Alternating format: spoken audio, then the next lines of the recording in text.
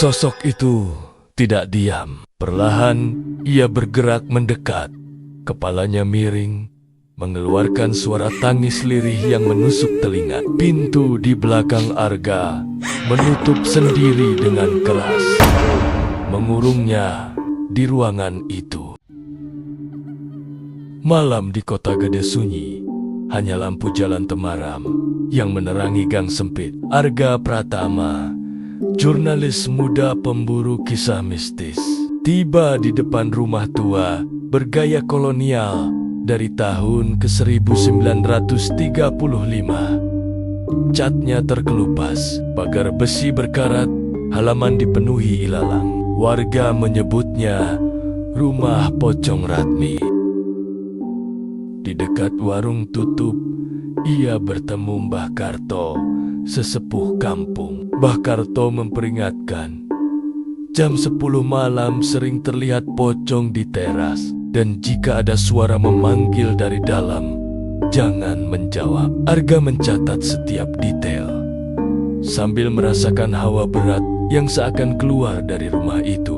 Tak lama, seorang lelaki paruh baya bernama Pak Seno muncul. Ia mengaku menjaga rumah dari luar, tak pernah masuk. Pak Seno menatap kursi rotan di teras yang tampak bersih, lalu berkata lirih, "Tidak semua yang bersih itu baik."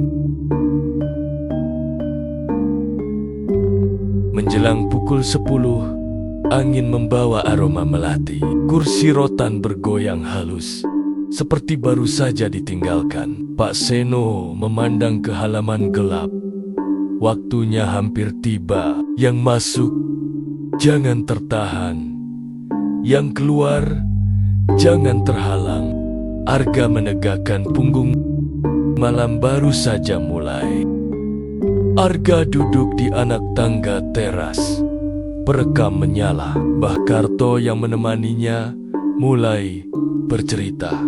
Ratmi adalah putri pengusaha batik ternama Kota Gede. Setelah menikah, ia tinggal di rumah itu bersama suaminya dan meneruskan usaha batik keluarga. Hidup mereka tenang hingga suatu malam suaminya pergi keluar kota. Sejumlah perampok masuk, menguras isi rumah, lalu mencekik Ratmi setelah mencemari kehormatannya. Keesokan harinya, suaminya kembali dan menemukan istrinya sudah tak bernyawa. Trauma, ia meninggalkan rumah itu untuk selamanya. Sejak itu, warga sering melihat pocong perempuan berdiri di teras sekitar pukul 10 malam. Diyakini arwah Ratmi yang tak tenang. Mbah Karto juga menyebut penampakan lain, kuntilanak di halaman belakang, genderuwo di dekat sumur, ular besar bermata mustika, bahkan sosok noni Belanda melintas di lorong. Rumah itu sudah jadi tempat persinggahan, ucapnya lirih. Arga mendengarkan dengan fokus. Semakin dalam ia mengetahui kisahnya, semakin ia merasa rumah itu bukan sekadar bangunan tua, tapi panggung bagi sejarah kelam yang tak selesai. Dan malam ini, ia akan mencoba melihatnya sendiri. Saat Arga menunggu di depan teras, Pak Seno kembali menghampiri. Lelaki paruh baya itu mengenakan kaos lusuh dan celana kain, membawa kantong berisi batu akik. "Aku yang jaga luar, dalamnya biar mereka yang urus," ujarnya tanpa menatap langsung ke rumah. Di samping gubuk kecil tempatnya berjualan, ada ayam-ayam berkeliaran dan kolam ikan kecil di belakang. Arga bertanya, kenapa ia tak pernah masuk. Pak Seno hanya menjawab singkat, "Karena aku sudah janji, dan janji itu dengan yang tinggal di sana." Nada suaranya membuat Arga merinding. Pak Seno memberi peringatan tambahan. Jika mendengar suara memanggil dari dalam, jangan menoleh, apalagi menjawab. Dia akan tahu namamu, meski kau tak pernah mengenalnya, kata Pak Seno sambil memandangi jalan gelap. Aroma bunga Kamboja tiba-tiba tercium. Padahal tak ada pohon Kamboja di halaman. Pak Seno menatap Arga sebentar, lalu berbalik masuk ke gubuknya. Arga menatap kembali rumah itu dan sadar, malam ini ia akan melangkah lebih jauh dari sekadar teras.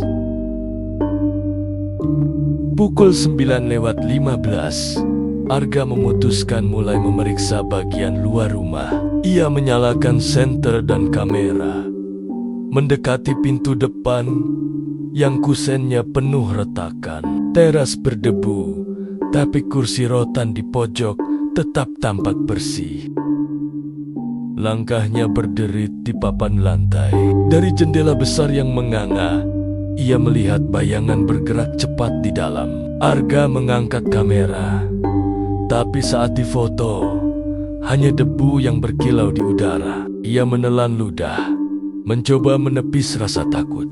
Di halaman samping, ia menemukan pintu belakang terkunci. Namun, dari celah papan, ada hembusan udara dingin bercampur aroma melati yang semakin kuat. Suara lirih seperti langkah kaki terdengar dari dalam, lalu menghilang.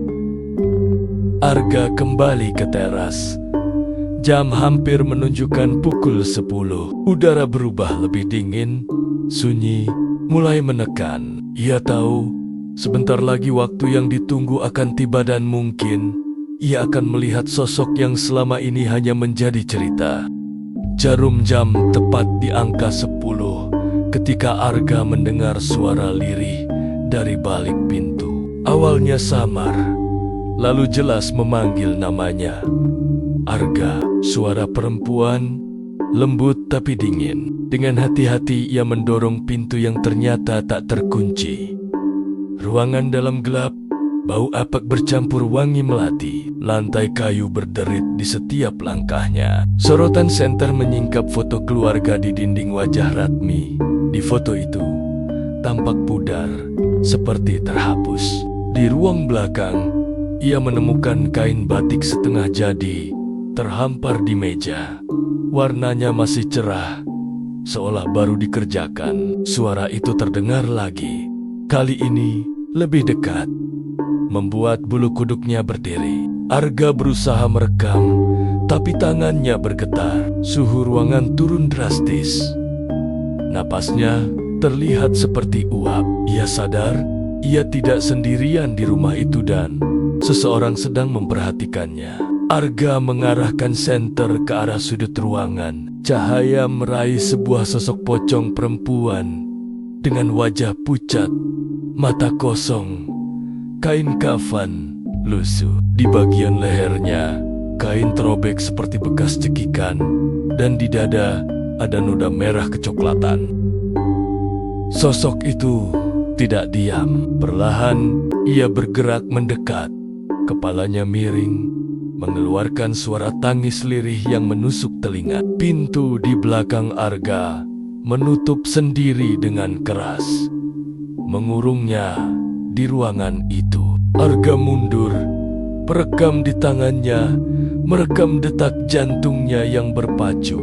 Pocong itu mengangkat tangan, seolah ingin menyentuh wajahnya. Jarak mereka hanya tinggal beberapa langkah. Udara makin dingin. Lampu senter berkedip-kedip. Arga tahu, jika ia tetap berdiri, pertemuan ini akan berakhir di luar kendalinya. Tapi kakinya seperti terpaku di lantai, tak sanggup bergerak. Tepat saat tangan pocong itu hampir menyentuh wajahnya, suara azan subuh dari masjid terdekat menggema. Sosok itu berhenti, menatap Arga sejenak, lalu memudar perlahan hingga hilang. Pintu di belakangnya terbuka sendiri. Arga segera keluar. Langkahnya terburu, napas terengah. Di halaman, Pak Seno sudah menunggu dengan tatapan tenang. "Kau sudah melihatnya," ujarnya singkat. "Dia ingin sesuatu darimu." Arga menelan ludah. "Apa yang dia mau?" Pak Seno menggeleng. "Hanya dia yang bisa bilang. Tapi aku rasa dia belum selesai dengan kisahnya." Arga berdiri di jalan kecil, memandang rumah tua itu sekali lagi. Angin malam membawa lagi aroma melati. Dalam hati, ia tahu ia akan kembali bukan untuk membuktikan cerita, tapi untuk mencari akhir yang tak pernah Ratmi dapatkan.